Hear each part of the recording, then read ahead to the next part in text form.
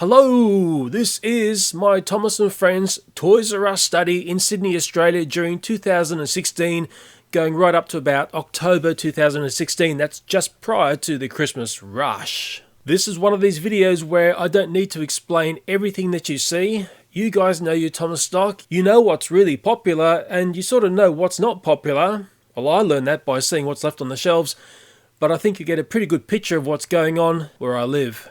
I did capture the moment where I saw the last times that I saw Chuggington stock in Toys R Us. I've had other YouTubers send me pictures of what they see. Apparently overseas it is still available in store. Sadly in Australia, Chuggington has vaporized. Toys R Us, it's a fairly dynamic toy store. It's the go-to place to often see toys you will not find in other retailers in Australia. They often have a pretty good Thomas and Friends area. Probably a lot of Thomas wooden there, and as I read from the Mattel website, they seem to be concentrating on Toys R Us as the wooden outlet. And from what I read on the website is, basically Mattel wants you to connect with them directly if you want to get into the good Thomas and Friends wooden railway, and that has been a mystery to many people, and I can tell that from the comments that were left on the other video.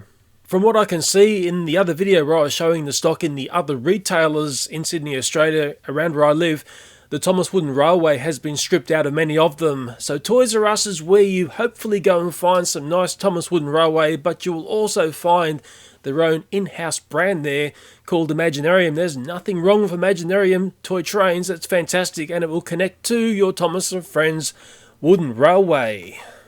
When I go shopping at Toys R Us, I tend to go prepared. For me, at the time of making this video, I've got to travel right across town to go to my closest store, but I've got some new news about a new store that may help me later in the video.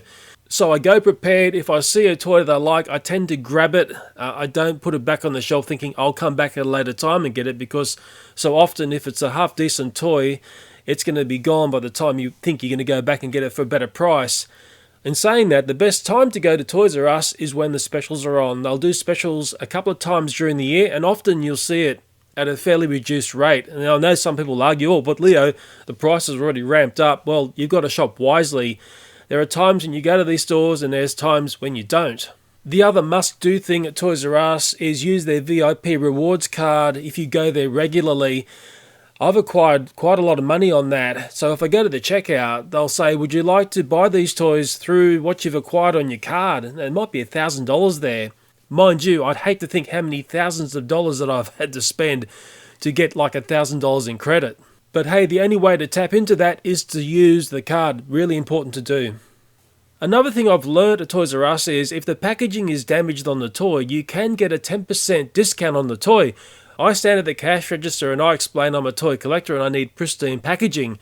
And they look at me, a little bit funny of course, but they end up giving me the discount. That's a nice little trick to know.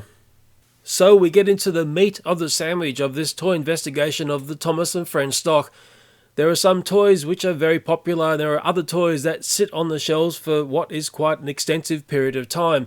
Because I go to these stores a number of times in the year, there is some stock there that I know has sat there for a long time. You don't have to be Sherlock Holmes to know this. All you have to do is look at how much dust is collected on top of these toys. So to me, some of the toys which have got dust collecting on top of them, it's no surprise. There are some very popular characters and toys in Thomas and Friends, and then there are the others.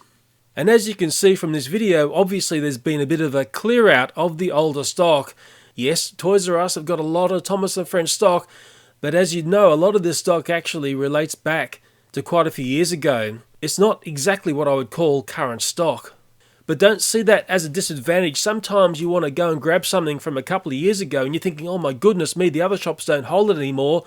There's a fairly good chance that Toys R Us might have something there that's no longer available anywhere else. Ugh, this video is actually sounding like a giant ad for Toys R Us. Well, it's not. I have no commercial connection to Toys R Us. They don't pay me anything. They don't give me any toys. They don't even speak to me. How's that? One thing I like about Toys R Us is that they have an extensive collection of Thomas and Friends merchandise. And really, it is the go-to place if you're after that peculiar Thomas and Friends thing that isn't a toy.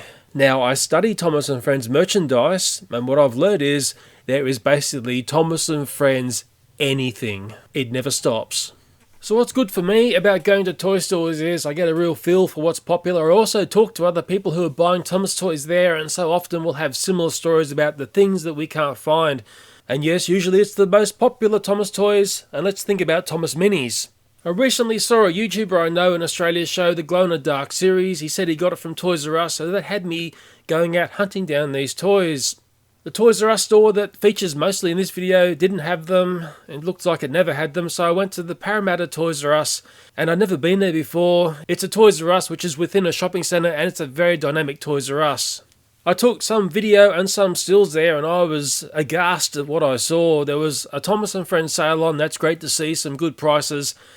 But there was a lot of stock that wasn't there. I did ask about the glow-in-the-dark minis, and the manager was lovely there, and they explained, oh, they were just in this spot here. I'll probably show it in the video. Guess what? It's a great big empty shelf.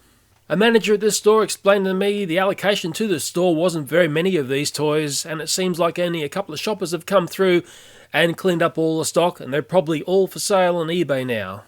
The Toys R Us staff then explained to me the problems they've been having with Thomas & Friends stock, and I'm not going to disclose this openly, but it was great information for me to understand, and it confirms to me there has been a massive problem with the supply of these toys in Australia.